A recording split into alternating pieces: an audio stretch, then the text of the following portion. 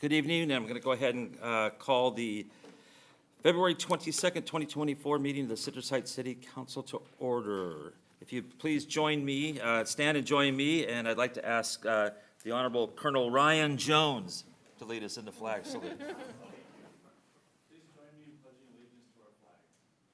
I pledge allegiance to the flag of the United States of America and to the republic for which it stands, one nation, under God, indivisible, with liberty and justice for all.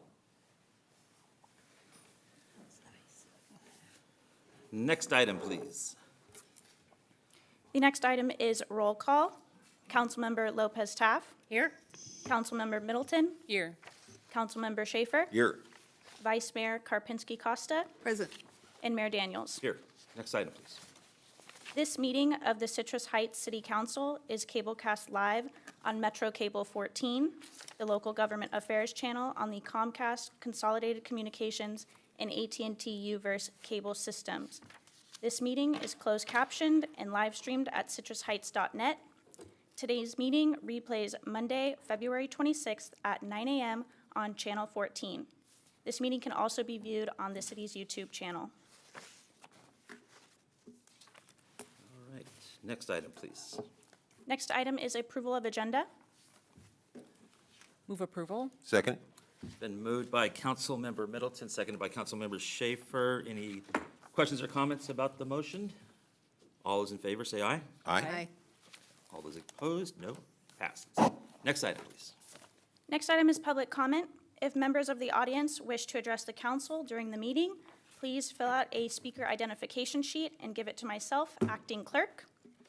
Mayor, I do have one comment for consent calendar item number 7, Okay. which I'll read during this portion, and then 2 written comments for item number 8, which we will hold until that time. Okay. Let me read a statement real quick, and then we'll take that consent comment. We welcome members of the public to address the City Council concerning any item on the agenda or within the council's subject matter jurisdiction.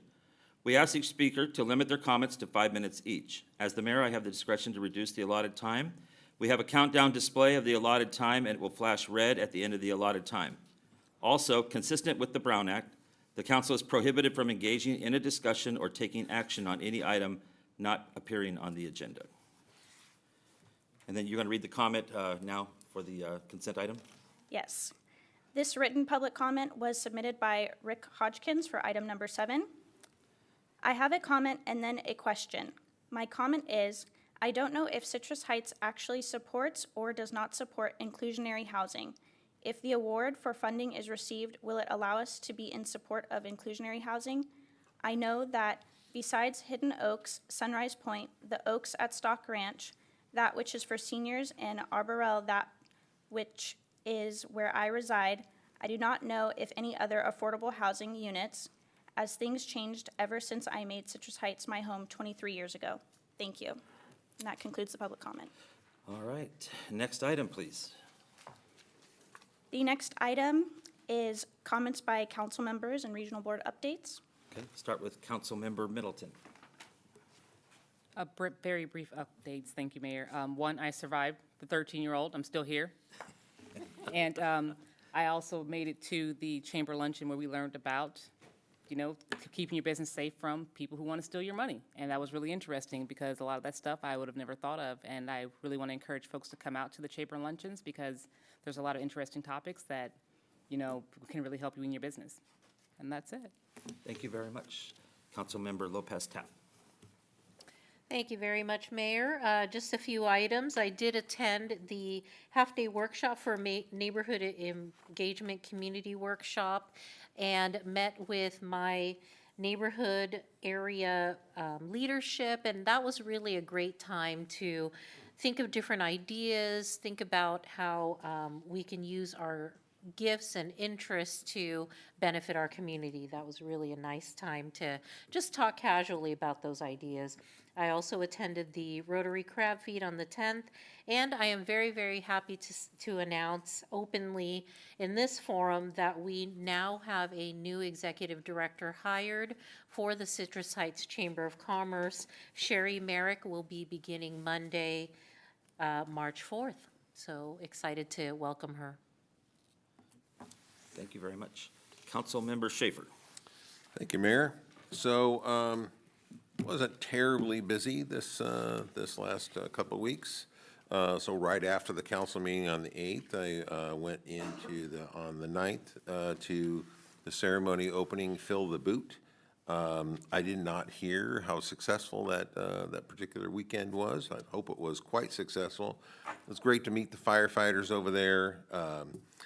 Councilman Porter Middleton was there with me. And so was Ash Feeney, our city manager. Really a great event. So, and then, let's see, I was invited to the Folsom Rotary Club to talk about their tax measure that they're proposing. They wanted to hear some feedback on how it might compare or not compare to Measure M. And then just last night, I attended the Sunrise Park and Rec District to discuss the Kathy Cook Amphitheater project there. Seems to be moving a little, let's just put it this way. I just would hope that we would come to some kind of resolution on that issue at least next month.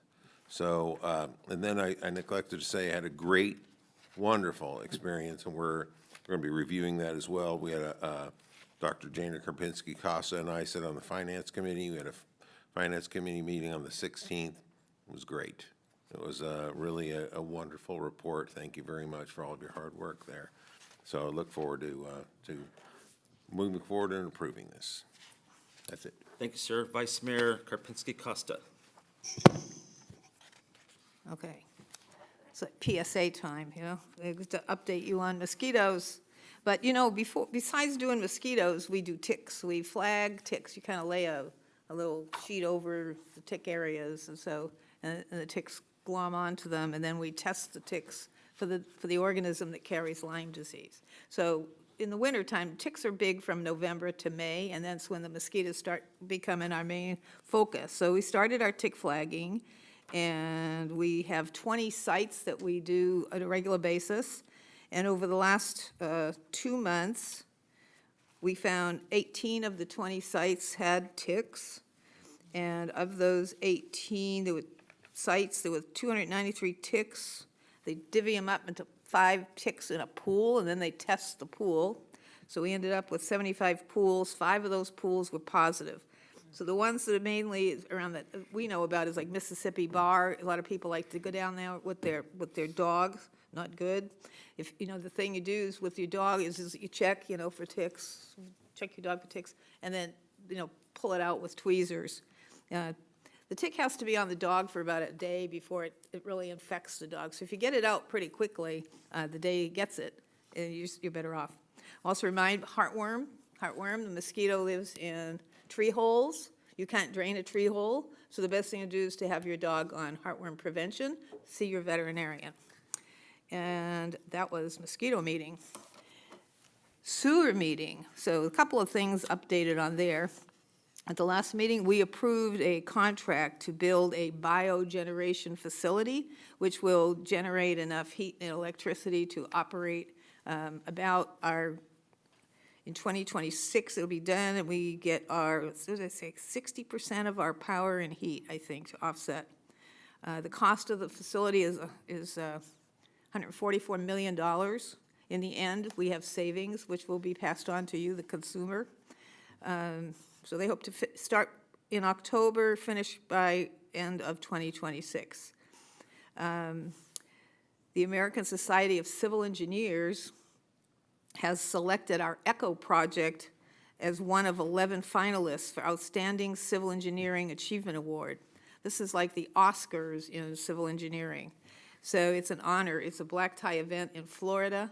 I wasn't fast enough to say I'd go, so somebody else is going. But I thought, gee, the vice chair ought to go, but anyways, past winners have been the John F. Kennedy Airport, the Gateway Arch, the California State Water Project, and the World Trade Center. So it's an honor to be one of the 11 finalists in their awards night, which is good.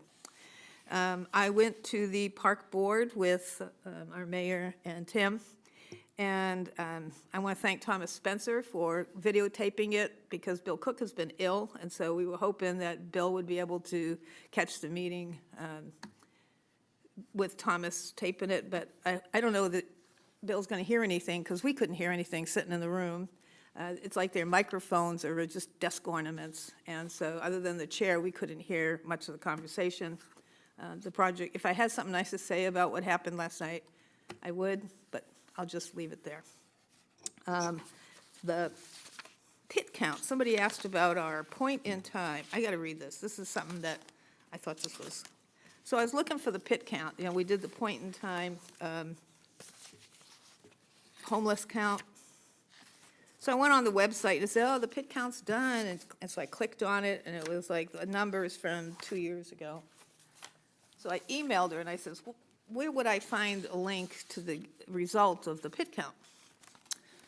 And here's my answer. This is so typical. Thank you for reaching out regarding the pit count results for Citrus Heights. The data from the recent unsheltered pit count in Citrus Heights, along with sheltered homelessness figures, is currently being aggregated and analyzed. A comprehensive report, including these findings, will be released in a few months. You can't just put it in the computer. You got to have somebody taking the money that's designated for homeless efforts and pay people to sit there for a few months. This is the standard process for pit counts as mandated by the Department of Housing and Urban Development. Once finalized, the report will be made available to the public, including our website. Thank you for your patience and understanding. I was on that homeless board years ago, and nothing ever gets done because everything stops up here. You know, it doesn't get down to the people in the streets. So when people complain about homelessness, there's more tiers to the problem than just the bottom tier. And what else? Oh, we all participated in the neighborhood engagement workshop. Is there going to be an update from staff on that? Okay, so I won't bother. That was an incredible, we all were there, and it was definitely a wonderful thing that Natalie Price brought back from her Noosa trip, and these people were just terrific. Did go to the Rotary Crab Feed, want to thank the city for sponsoring our table, and I think that is it for me. Thank you very much. Okay, attended the chamber lunch with some of fellow council members. A very, like Portia mentioned, very interesting time getting educated on fraud in business and stuff like that. And if you think that your bookkeeper is the person that would never, ever do anything, that's the person who's doing it. So, just protect your business. Just get a second set of eyes on things or a third set of eyes on things, and then you won't be surprised, hopefully. Went to the Rotary Crab Feed with everybody and the world, and just going to say that those people know how to throw a party, and really good time and whatnot. Didn't win any raffles, so my daughter's very upset at me, but maybe next time. Went to the park board meeting, and hopefully there is some sort of path towards getting the amphitheater issue moving, and then just a reminder that Mondays, I do Mondays with the mayor from 9 a.m. to 12 p.m. here at City Council. If you want to come by and have a cup of coffee and tell us how wonderful we're doing or how horrible we're doing, please stop by and chat. And then final thing is, I went to the Air Board meeting this morning, and nice short meeting. The only thing out of it that I would bring up is that there was approval for $3 million for charging stations, and it's part of a $15 million pot. And if I remember right, it's annual. And all the charging stations, though, that were approved are in the city of Sacramento. It's the kind of thing that happens all the time on these boards, it seems like. But I just want to bring that up, and Ash, maybe we can look into that because the process has now began again for this pot of gold. And it can go to nonprofits, it can go to entities or whatever. And it allows charging stations to be put in areas where they're needed. And that's it. Let's go ahead and go to the next item. The next item is consent calendar items 4, 5, 6, and 7. Anybody wish to pull anything from the consent calendar? Yes. Okay. 6. Number 6. Any other items to be pulled from the consent calendar? If not, I'll entertain a motion on all items. Move approval? Okay, it's been moved by Councilmember Schaefer for items 4, 5, and 7. Any second? Second. Seconded by Councilmember Middleton. Any questions or comments about those items? All those in favor? Aye. Aye. All opposed? Okay, item number 6. Do you want a? I just want to comment. I want to make a just comment. Just, just and wanna make could a- you read the item? Go ahead and read the item, please. Item number 6, the subject is Annual Comprehensive Financial Report, and the recommendation is to receive and file the City of Citrus Heights Annual Comprehensive Financial Report for the fiscal year ended June 30th, 2023, the City of Citrus Heights Popular Annual Financial Report for the fiscal year ended June 30th, 2023, the Audit Communication Letter, and the Independent Auditor's Report on Internal Control over Financial Reporting and on compliance and other matters. The name is longer than I was going to have my comment. As Councilmember Schaefer said, we had a Finance Committee meeting, and we were given this preview of what is in this item. And I just want to compliment, you talk about the bookkeeper, here's our bookkeepers over there.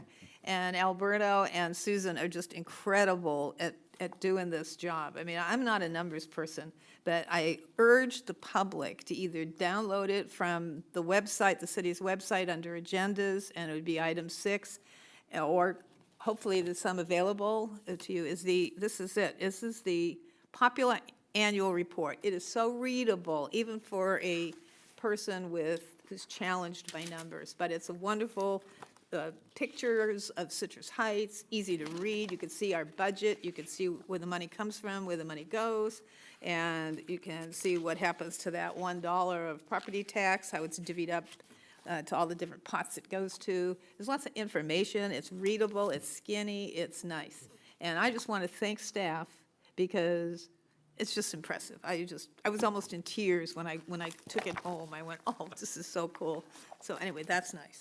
All right, And that's all I wanted to say. all right. Anything else on item number He wants to comment. 6? He wants to comment. So I'm a numbers guy. I loved it too. It was great. She may not be a numbers person, I'm a numbers guy. It's readable, it's fantastic. Even the long version really isn't that difficult to understand. And anybody, anything else? Nope. Thank you. Okay, Council members, entertain a if I motion on may- that item? If I may, Councilmember. Yes, Mayor- go ahead. Mr. Mayor. Yes, you bet. Go ahead. Thank you very much, Vice Mayor and Councilmember Schaefer. We distributed your copies to you. We have copies for the rest of the council as well that we'll provide to the city Yeah, he clerk was to trying to steal provide to you. mine. I do want to also say we have copies of this lovely report that our staff puts together. I don't want to take all the credit, but definitely we'll spread that to the entire finance division. It is also available on our website, as is the 150, I believe, 3-page longer version, which is the ACFR. So those are You don't available on need the the long website. version. This short version is my style. I carry this around with me like, I love it. It's definitely to be read with a glass of wine in one hand, so. Perfect for the pool. Yeah. Okay, motion on that? I'll move it. Okay. I second. It's been moved by Vice Mayor Karpinski Costa, and seconded by Councilmember Schaefer. Any questions or comments about the item? Okay, all those in favor? Aye. Aye. Opposed? Passes. Next item, please. The next item is public hearing, item number 8. The subject is addition and amendments to adopted master fee schedule, and the recommendation is to adopt a resolution amending the city user fees and establishing new fees for certain services provided. Good evening, Mayor, Vice Mayor, and council members. Susan Talwar here, Administrative Services Director. Tonight, we are presenting to you the master fee schedule updates and amendments. This is an item that we would bring back typically annually around this time of year. So that we'd like to proceed. Thank you. As Director Talwar mentioned, we bring this item about annually to you with some suggested, recommended amendments, occasionally additions, and sometimes subtractions. The first couple items are the finance fees, the returned check fee. The staff is recommending that this be amended to be called the return payment fee.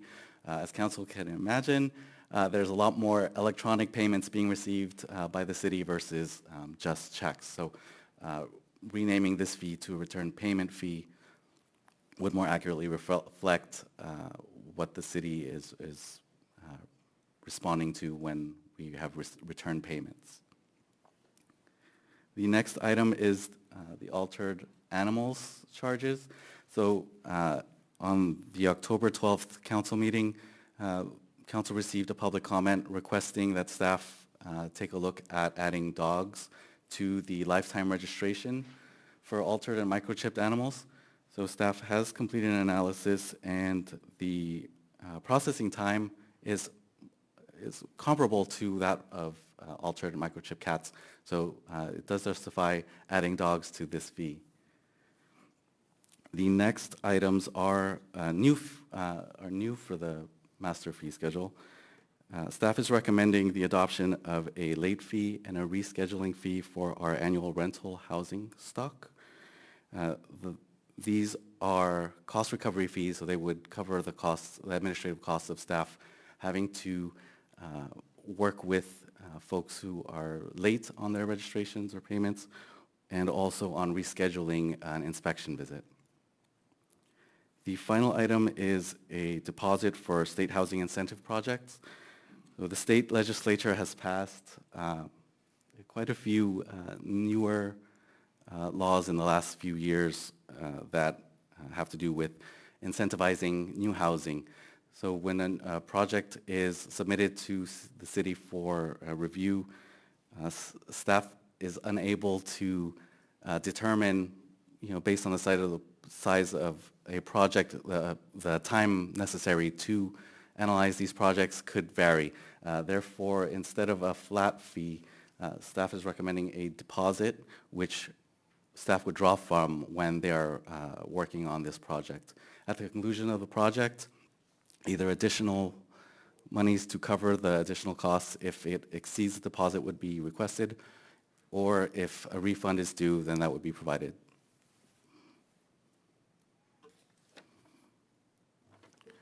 Any questions?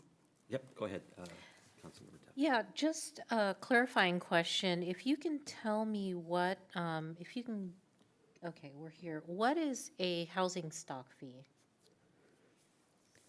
So the housing stock fee is basically for rental units, for us to be able to, when homes are being rented out, it is a fee that they're paying per unit.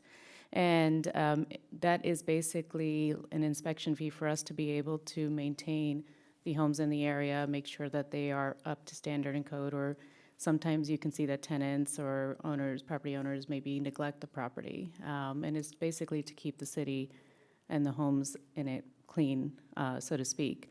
So we do not have a late fee or rescheduling fee for when we perform these inspections, and this is standard to the existing late and rescheduling fees that we do have. So looking at your master schedule, it has a rental housing inspection fee, so that's different and separate? That's correct. Can you just explain the difference? Because I want to make sure that if I can't understand it, I don't know that our regular public would understand it. Sure. So the rental housing stock fee and the inspection fee, I think it's Chief Harry. You can probably explain it a little better, because I know code typically goes out and inspects these homes.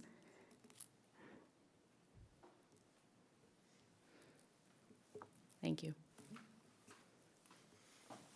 Evening. Alex Turcott, Chief of Police. The rental housing inspection fee is a fee we already have on the books, so the stock fee actually pays for that program. And so that's the fee that folks are already paying for. If they own rental property within the city, that's the fee that allows code enforcement to come out and do inspections. This fee is just in addition to that fee if they miss an inspection, if they're late, or if they have to reschedule an inspection. Those are the two fees that would apply to redoing it if you missed the first one. I see. So it's part of the inspection program? Got it. Thank you. Well, it's just at homes, it's apartments too, right? Apartments rent- and homes? Any rental property, yeah. Anyway. And that's per unit, correct? Yes. That's per unit. Right, so there's a different calculation for the apartments and how many to get inspected and such, but it's prorated depending on that. But it's not only single family, but apartments and all the complexes too. So the process to, when you say late fee, there's not an automated process that's in place just to send them a notice that says, we haven't received your fee and you need to pay it? We do not at this time, especially given our current ERP system, but that is something that we could possibly automate in our new ERP system. And then the same thing with a rescheduling fee, there's no way for them to go online and just click a button and reschedule their inspection or whatever? Not at this time. Do you know if the landlords are taking these fees and dumping it back on the tenant, and making them pay for it in the end, or is, you know what I'm saying? Is this like a penalizing the occupant, the tenant? It shouldn't be. In practice, what we found is, although nobody likes a fee in general, we've actually had pretty good feedback from both landlords and tenants. Somewhere we have tenants who maybe the landlord isn't performing, that gives them a way to have an inspection without making a complaint, because it's part of the annual process. So we've had some pretty good success stories there. On the other side, for landlords that may have an issue, it helps them say, hey, I passed an inspection, it's clean and safe, and it helps them with their business as well. So whether they're passing that along or not would probably be a personal choice for the landlord. But you haven't had complaints like, you know, hey, my landlord's charging me for the fee that you charged him? I don't know that they would itemize it out like that. It might be part of their overall calculus for what the rent costs, but nothing specifics come to us on that.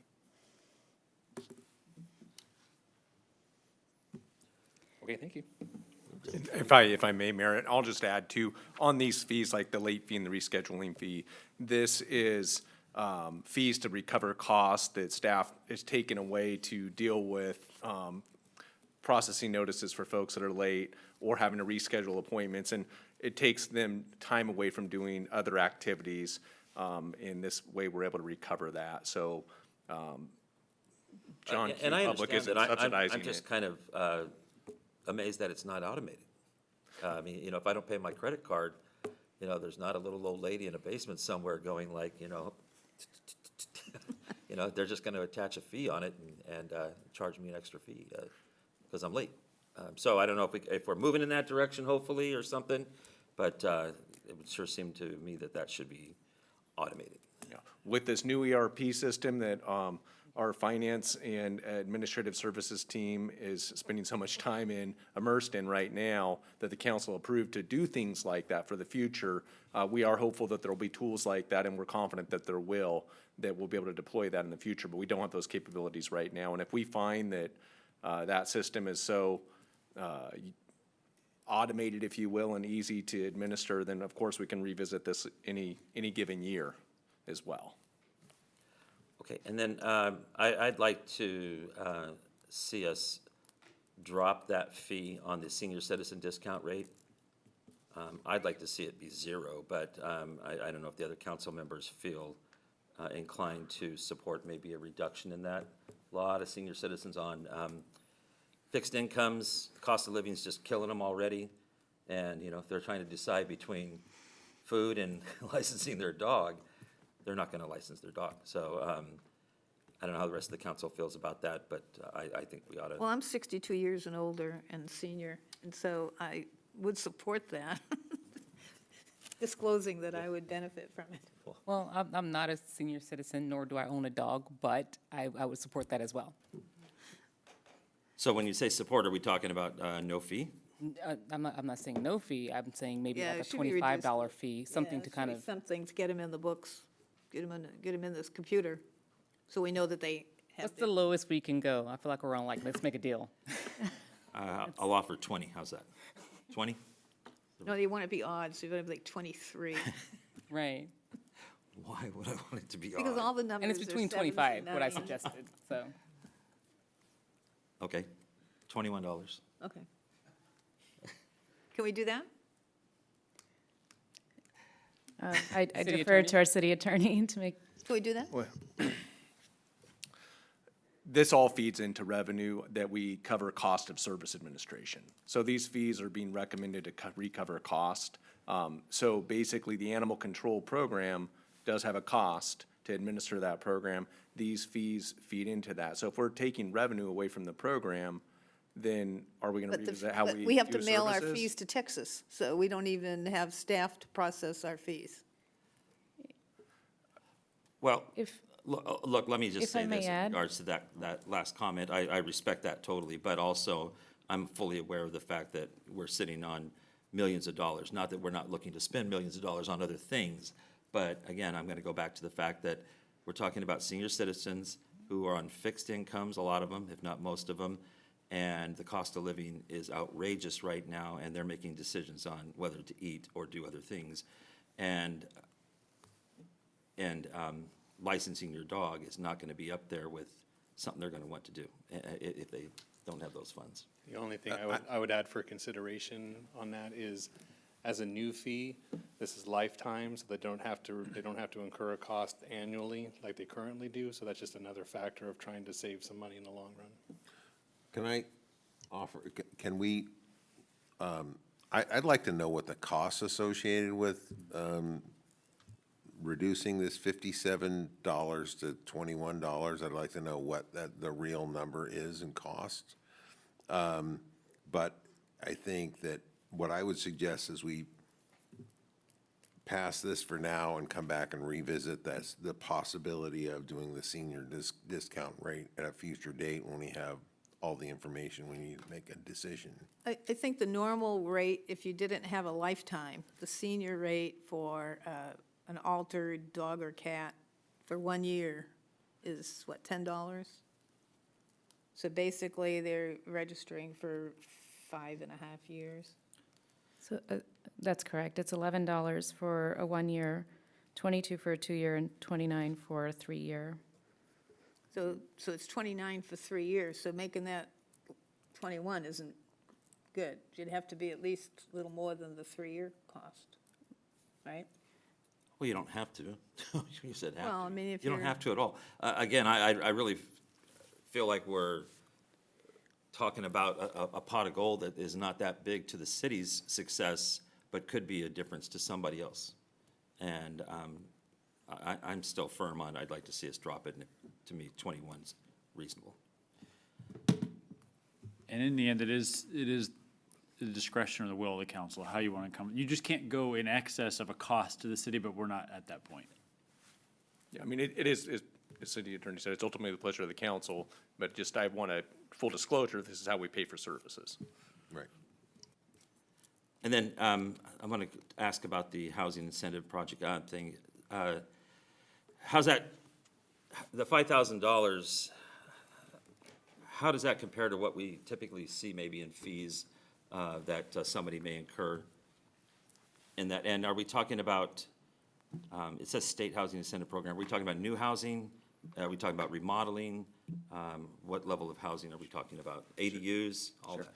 Casey Kempen, our Community Development Director.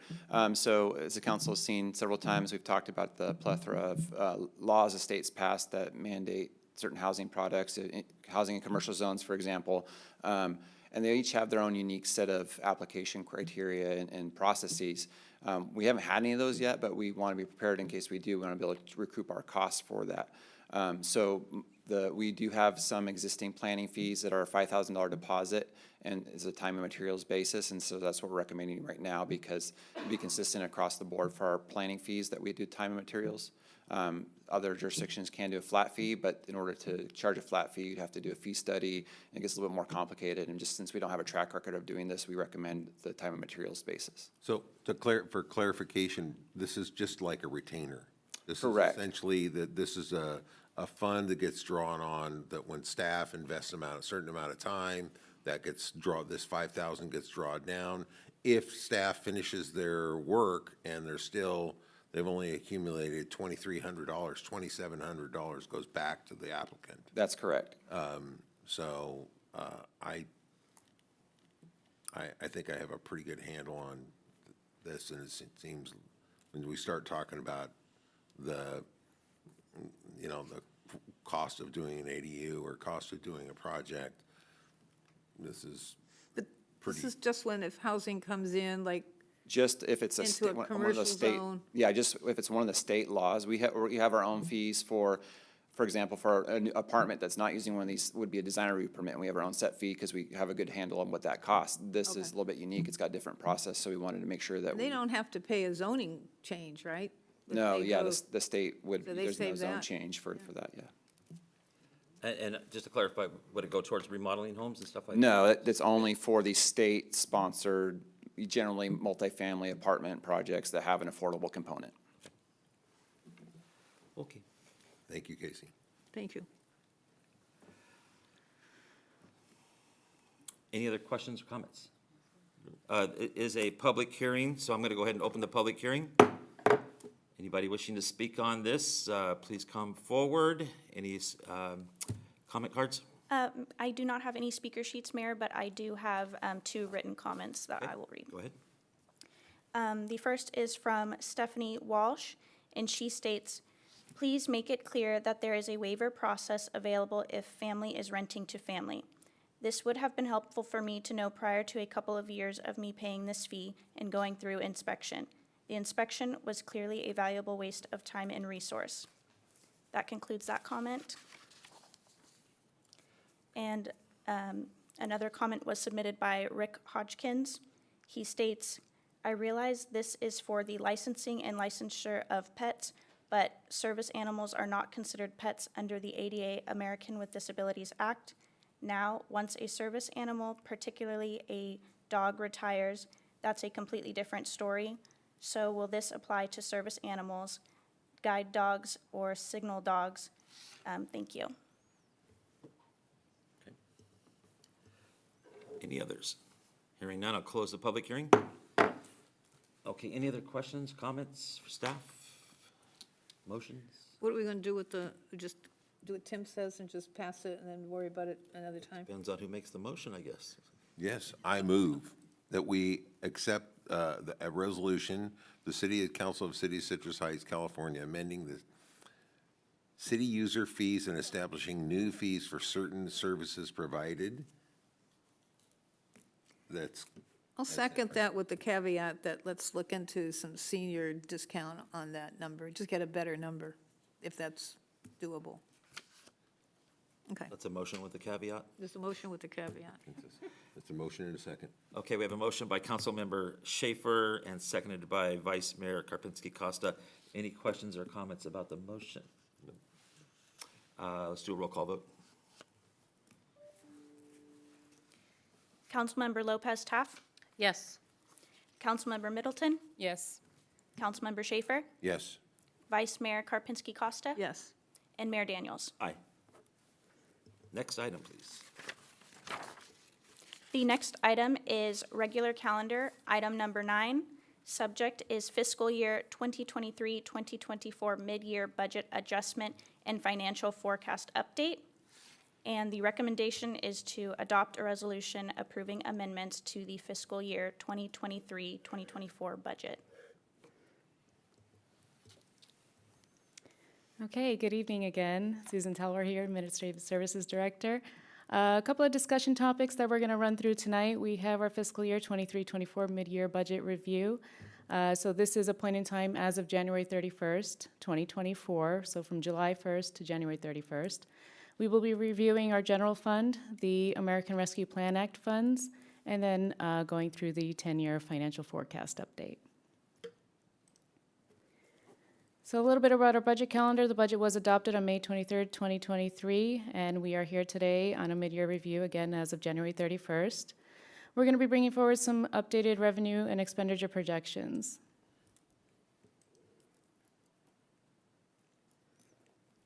So looking at the chart in front of you, the table, we have our revenue and expenditure projections here. So looking through, you can see we have our 2023 to 2024 budget and then our year-to-date actuals. Our revenues are about, we're budgeted to be about $43 million, and our actuals to date are about $11 million, putting us at about 25% of budget. And then we have our expenditures at about $40 million, and actuals are about $21.4 million, so about 54% of budget. And you can see, and it is typical for us to fall in a shortfall this time of year. So going through that, we'll have Finance Manager Alberto Preciado go through that. Thank you. Yes, as Director Talwar mentioned, our revenues are, they come in a set cycle. Our property tax and motor vehicle in lieu both arrive in January and May typically. This year, we actually received those right at the beginning of February, so they just missed that mark to be included on our January 31st totals. Sales tax also has a little bit of a lag. I know the county, right?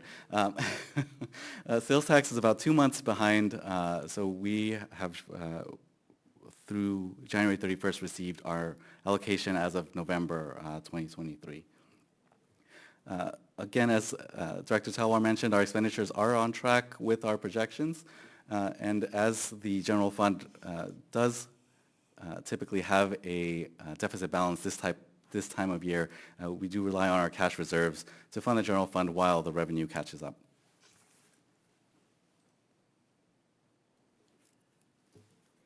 So some fund adjustments for our revenue adjustments that we're requesting tonight. We're requesting about a $700,000 adjustment.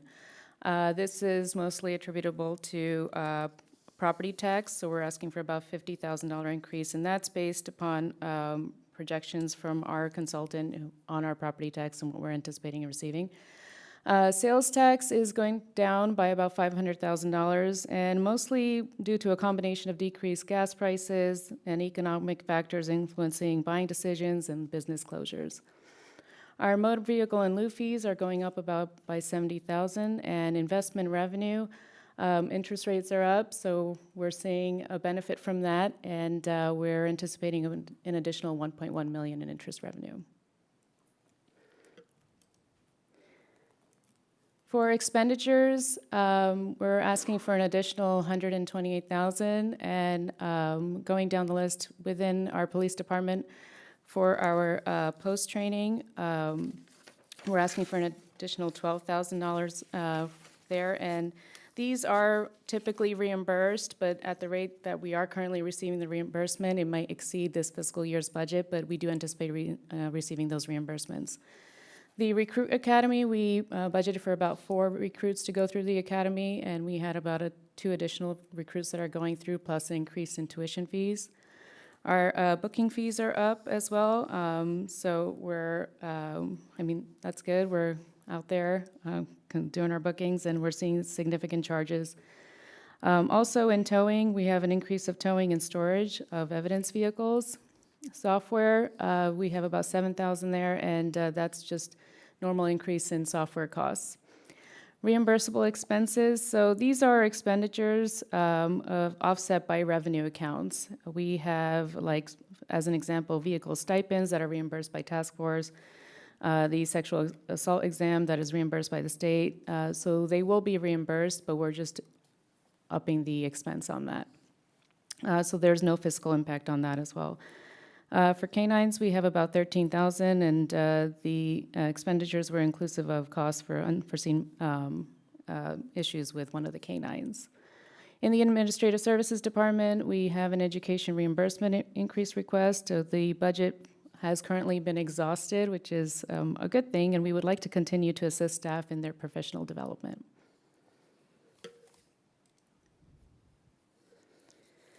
So looking through and ahead at our year-end projections here, you can see with our total year-end projection, we're projecting about a surplus of almost close to $4 million, and basically over or under budget, I should say, to speak, with a net impact of $630,000.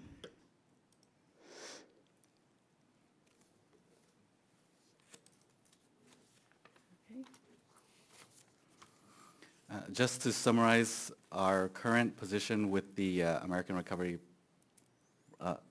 Rescue Plan Act, excuse me, we were awarded nearly $15.7 million by the federal government. As of the current meeting, the council has appropriated $14 million of that $15 million award.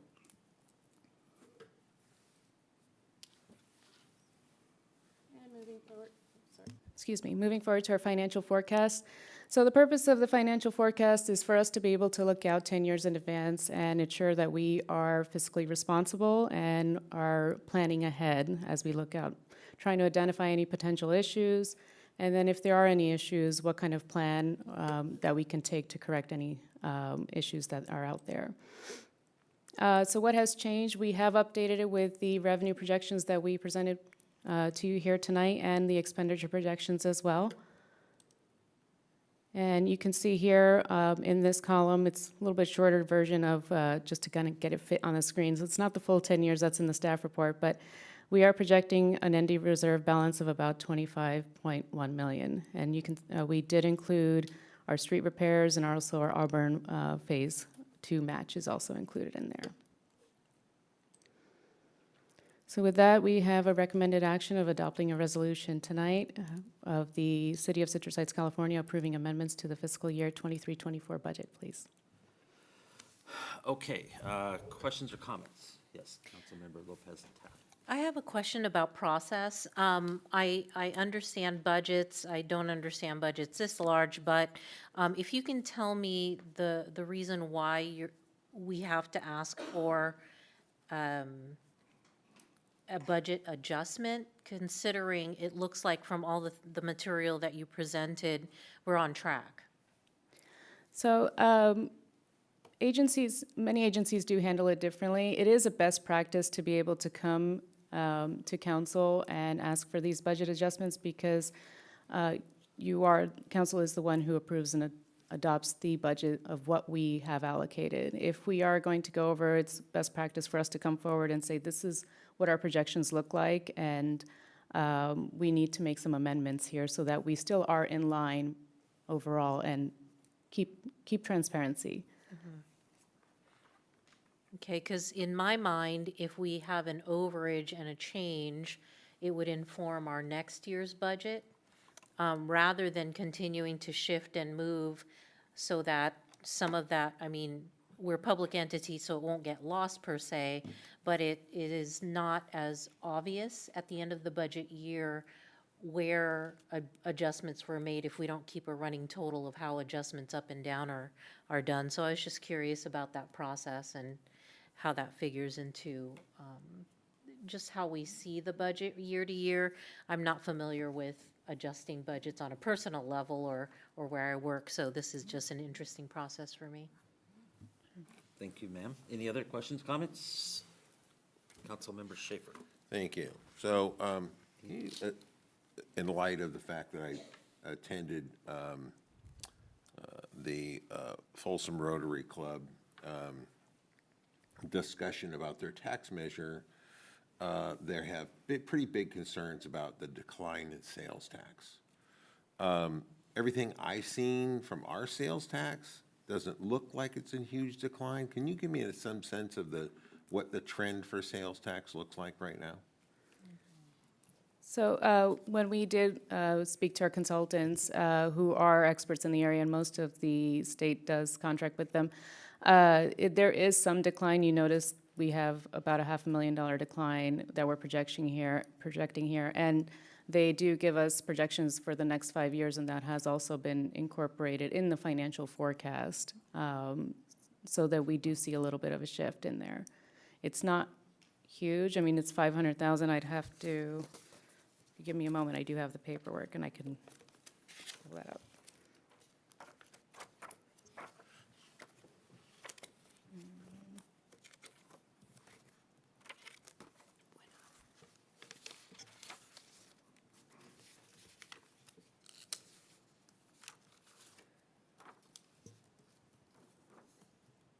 So it's, there is a little nominal increase that they show, mainly due to inflation, but not so big. It's like 2% year over year. So they did the decline, and then it's 2%. Okay, Hovers around 2%. thank you. Just to follow up on that, though, I find that very confusing, Okay. because people are still spending money, and things are costing a whole lot more. And when things cost more, you're taxed based on the cost, and so that would mean there'd be more tax being collected. I know my wife's still spending money, so I don't understand why there's this thought that people are gonna stop spending money, or gonna spend less, or things are gonna cost less. So I don't understand the dip in, the idea that there's gonna be this dip in what's coming in on sales tax. So the dip that they've provided is for this fiscal year. And then it's basically like an adjustment. There's a slight dip because of the gas prices. They've come down, so the tax is lower, right? And then we have some business closures or some small economic factors that brought that down by about $500,000. And then projecting out, they have considered about 2.3, 2.6% inflation on top of it. So it's kind of a level of both. Okay, okay, okay. And incidentally, on the news, they were just talking about the gas prices are expected to be over $5 a gallon by Memorial Day. Hey, more money. Anything? I just want to comment on commending staff. I mean, if you look at the bottom line and what's in our reserve and how we've kept that mainly steady since we got our great city manager. And it's, you know, it's staff pulling together to make the budget work and to make the city, you know, in the red, the black, the color.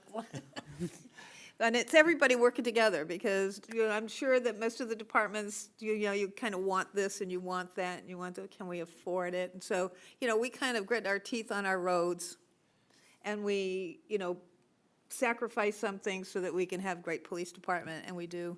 And so, but it's the staff working together, and I want to just thank all the staff for making that budget look so good.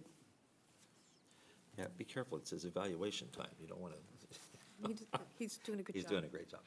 Anything else? One more. Go ahead, comment. yes. Can we scroll back to where we were talking about how much we're doing, investing in street repairs?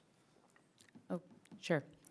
Like there. Okay, It's so right here. when you look at this, so this year it's 2 million, we have 4 million sort of infinitum for the rest of the 10 years. I did some, you know, some research and some math and built an amortization table to figure out if we had. The numbers guy. And Regina, is Regina still here? No. I think the number for road repairs is about $90 million. If we had it all and we could put it all into roads right now, it would be about 90 million. That's correct. So in this case, if we invested $4 million a year towards that 90 million, it would take us 39 million, 39 years to pave all the roads, where the road lifetime is somewhere between 20 and 25 years. So we got a gap from a road standpoint. So I just wanted to point this out, that we are making the effort here this is more than the city has ever contributed from the general fund to road repairs. This is a huge, huge deal. And I appreciate this, Ash, that you've dedicated this. But it's, as much as I love to see it, we're gonna fall short. So, we have to look at options. So, that's the end of my comment. On the property tax thing, you said the county was late getting our property taxes to us? Or that it just came in? No, that's, it typically comes in February, so we Oh, I thought received you it said on January. February 2nd, and just this past Friday, so February 16th is when we actually received their spreadsheet with the breakdown. So it just takes time to turn it around. Now we've got to reconcile it on our end. Thank you very much then. Okay, and then, great report. I mean, this is wonderful to see. The three things that stand out to me is, if I understood you correct, that for the 2023-2024 year, we're looking at about a $4 million surplus, that we still have $1.5 million left over from ARPA funds that we need to spend, and that overall, we've got about a $25 million reserve. Is that correct? That's correct. Sounds good to me. Any other questions or comments? Okay, and I think we need a motion on this. I will move, adopt resolution 2024, a resolution of the City Council of the City of Citrus Heights, California, approving amendments to the fiscal year 2023-24 budget. Second. Okay, it's been moved by Councilmember Schaefer and seconded by Councilmember Lopez Taft. Any questions or comments regarding the motion? All those in favor? Aye. Opposed? Motion passes with glee. Next item, please.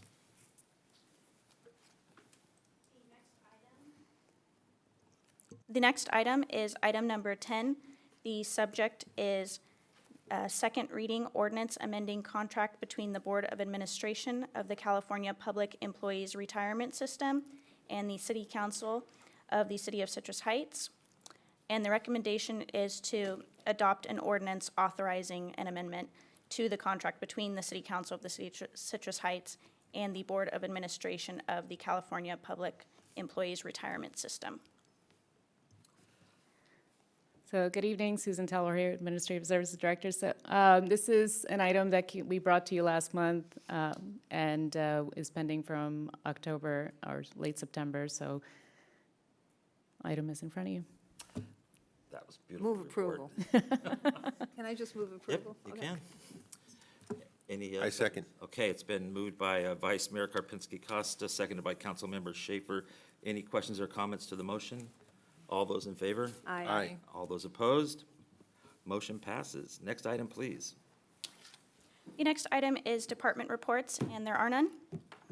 Next item, please. The next item is city manager updates. Well, good evening, Mayor Daniels, Vice Mayor Dr. Karpinski Costa, members of City Council, Ash Finney, your city manager, here with a few updates for you. First one, the community workshop. This was mentioned in council comments and really appreciate the full council's attendance at this workshop. Very well attended. It was a full workshop. I know we had at least 40 on the list and there were other attendees that came that morning to make it a full house, and just really impressed with the work that the community put in on that. Our council, all of our department heads were there as well. And that ran from 9 to 2. It was a facilitated workshop, and it was really talking about community assets and, what people love about their neighborhoods, what they love about their communities, what their gifts are within their neighborhood. And then there were some projects that were identified at these various tables about what these groups would like to execute on, and kind of came out of there with a do list, if you will. And very exciting, some terrific energy, and exciting about where that could go. I've been doing a stakeholder roadshow, visiting our neighborhood area groups, talking about our strategic planning, and getting some of the terrific ideas that come out of the residents here in Citrus Heights. I'm really looking forward to sharing those with the city council at the strategic planning retreat, and just really appreciate also all the neighborhood residents that are attending those meetings.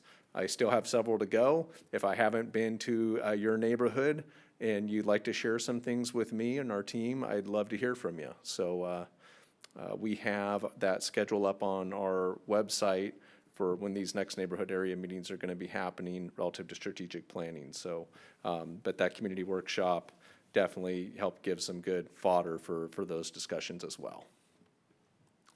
And then this is another thing that our community engagement team led the effort, but everybody was involved in this, all departments. And this is the strategic objective that the city council had passed, where it's the kind of desk drawer reference for the city. And so it's going to speak to all your services within the city, have information about the services that are provided, contact information, information on reporting methods, but this gets right back to the city council approved CARES campaign about reporting, maintaining, chipping in. And it's, if you get this in the mail, or when you get this in the mail, I should say, since it's going out to every household next week, please don't toss it. You're going to want to open this up. You're going to want to take a look at it. You're going to want to put that in your kitchen drawer, hang it from your refrigerator, because there's going to be a ton of good information in there. And really excited to have those hitting mailboxes starting next week. So just wanted to identify that for people to take and keep a lookout. We purposely avoided the holidays too, so it didn't get buried. So hopefully our timing's perfect for people to really see it and experience it. And that concludes my updates. And I just want to say too, thank you, council, for your kind comments on the budgetary actions that were before you tonight. It really is a team effort, certainly led by Director Talwar and her team. And then, the entire team, as you mentioned, goes into making sure that not only do you build a budget, but you execute on that and continually maintain and pay attention to that budget as well. So, and the council was also a big part of that as we prepared for that 2-year budget and talked about what the community's priorities are. So team effort from the city team and also the council city management team as well. So thank you. Vice Mayor Kibitsky. I forgot something when I gave my update. I wanted to remind people about the sewer rates going up, and there's a public hearing on that. Mark your calendar for March 7th. It'll be in the South Flex Room. Is that here or at the community center? It says South Flex Room. It's 6 o'clock to 7:30. That should be at the community center. Community center, Yeah, the okay. community And then also, the district attorney is coming on the 4th of March to here, to this building, at 6 PM. So if, mark your calendar, we got things to do next week, or the week after. Okay, next item, please. The next item is items requested by council members or future agenda items. Councilmember Schaefer. Thank you, Mayor. I'm saying about a year, I don't remember, a year and a half ago or so, council approved $1.2 million for an update, to replace the ERP system. I'd like to see an update on that. How that's going, what's the timeline, What system? this is our electronic resource planning system. This is our internal software that we use to run the city. Oh, $1.2 million investment. Couldn't tell me how long it was gonna last. Gonna last forever, right? But nonetheless, I digress. So, okay, so that's if I was that. poor in finance, it's even worse about this. Yeah, but we got good people in charge. Okay, so the next item is, I was a little troubled by, if nobody heard about this, the city of Walnut Creek had a man show up at their council meeting wearing a swastika on his shirt, and he went on a big white power rant in the public comment. They're moving forward to adopting a rule that if you come and do public comment, I certainly like to hear what the city attorney's perspective is on this. When you're doing public comment, I would suggest that we consider a rule that says, same thing Walnut Creek is doing, if you're gonna make public comment, it has to be related to city business. And not just any random person wants to come up and have an audience, get on TV and promote their white power malarkey. So I certainly like another. Well, that is included in our disclaimer, or whatever you want to call it, that it has to be under our subject matter jurisdiction. That is correct. I mean, the Brown Act says it's got to be on subject. I would say that a lot of times mayors and councils give some discretion if you could bring it back to something related to the city. But if somebody was to do something here and start speaking completely off topic, we would turn the mic off and ask them to leave or And we always conclude their have our comments. police chief or somebody there, the escort. Okay. That's all I had. Anything over here? Okay, anything? I just, do we have any young people in the audience that are 18 years or younger from a school here? Please stand up. And could I have you step up to the podium here for a minute? We just have a little special recognition that we'd like to do for you. Come on up, don't be afraid, we don't bite much. If you could, please tell us your name and where you're from and why you're here. My name is Jason Andreev. Where are you from Center High School. and why you're here? We do like community service for around like our neighborhood and for school. Thank you very much. Next up. Hi, my name is Fatima, And where are you from? Center High School, And why are you here? for community hours. Thank you. Next up. My name is Dorina. And why are you here? I'm from Center. I'm here for community service hours to graduate, basically. Thank you. Thank you for staying the whole meeting. You've made it to the end, and you've done better than most that come. So thank you for coming in, and please come back anytime. I'm sure this was And you're very absolutely exciting. welcome here, always. Thank you very much. Oh, you want to, oh, now she wants to really talk. So, no, go ahead. No, go to the microphone. Could we take a selfie with you guys? Because we need a picture that we were here. Absolutely. We're about to end the meeting in just 1 minute, and we'll be happy to do that. Go ahead and stay right there. Anybody, anything else? Wants a picture? Yes. Nothing else? We're adjourned. Thank you. I'm gonna need a media release. Yeah.